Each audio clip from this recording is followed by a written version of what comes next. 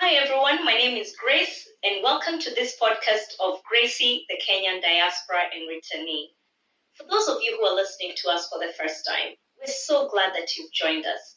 This podcast is a forum for discussing everything diaspora and life as a returnee. Over the past several weeks, I shared content on diaspora remittances. Our guest Fwamba, who is an expert in the field, shared some of the reasons why diaspora send money home. And as we learned, the main reason is diaspora send money home to support their family and friends to meet their basic needs. The other reason why diaspora send money home is to invest.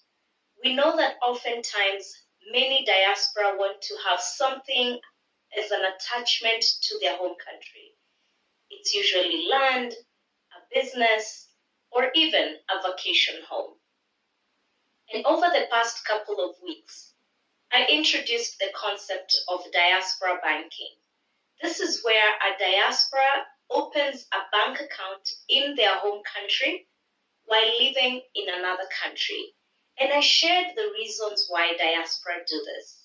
If you missed any of those episodes, please go back and listen to them. In this episode, I'll introduce diaspora loans. Diaspora lending is where a bank in your home country or in the diaspora's home country extends a credit facility to a diaspora. Now, some of the things that you may need to know is that oftentimes diaspora loans are secured and the loans are used for purpose within that home country, in the country where the bank is extending the loan. I'm dedicating this podcast to Kenyan diaspora, Kenyans living outside Kenya, and I hope you'll tune in. I am a former diaspora, as shared in the initial episodes. I lived in the US for 15 and a half years, and I'm now back home in Kenya. I am a diaspora banker. I'm dedicating this episode to you as an informative session because I speak from experience, and I hope that you'll enjoy this episode.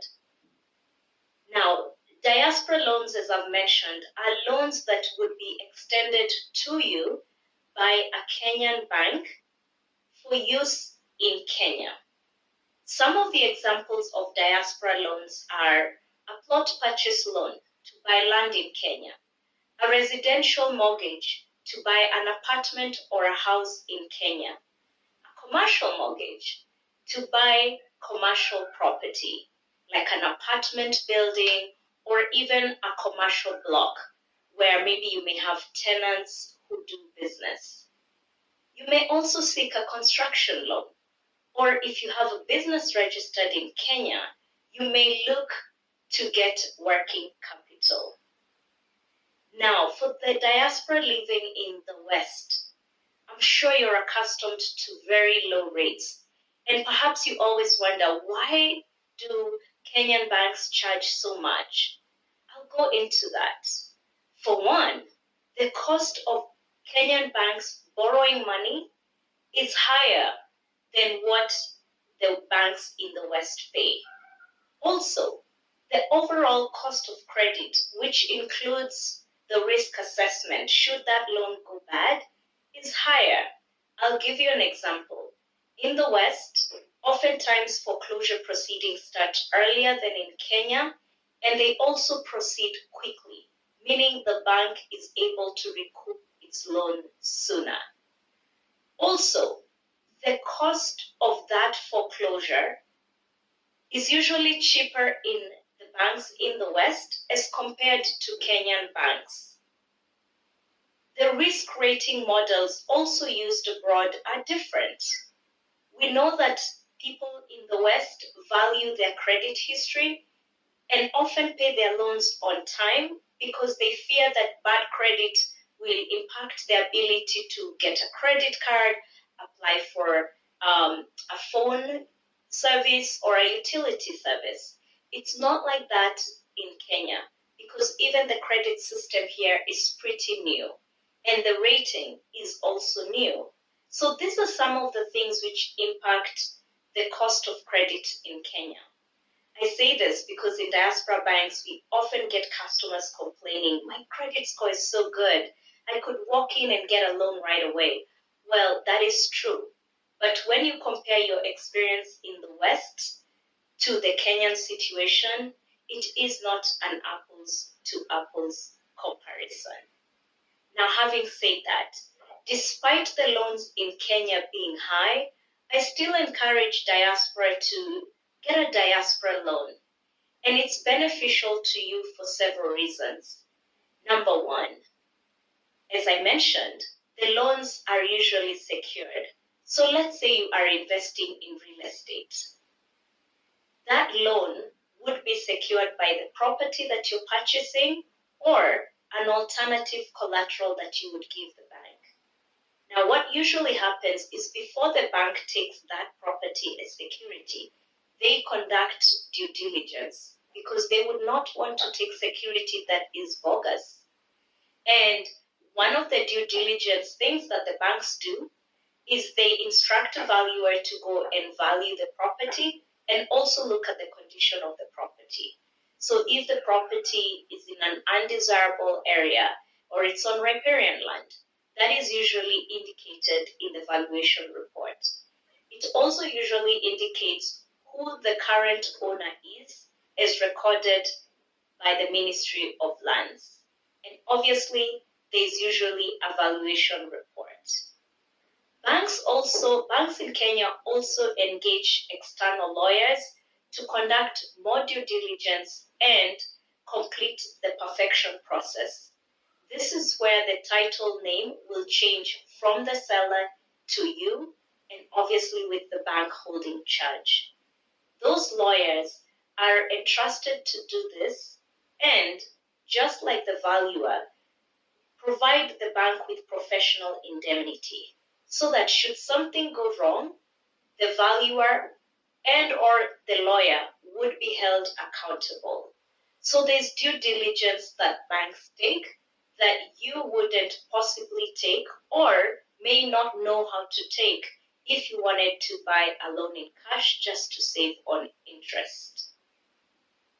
I also encourage diaspora to take a diaspora loan in Kenya because guess what?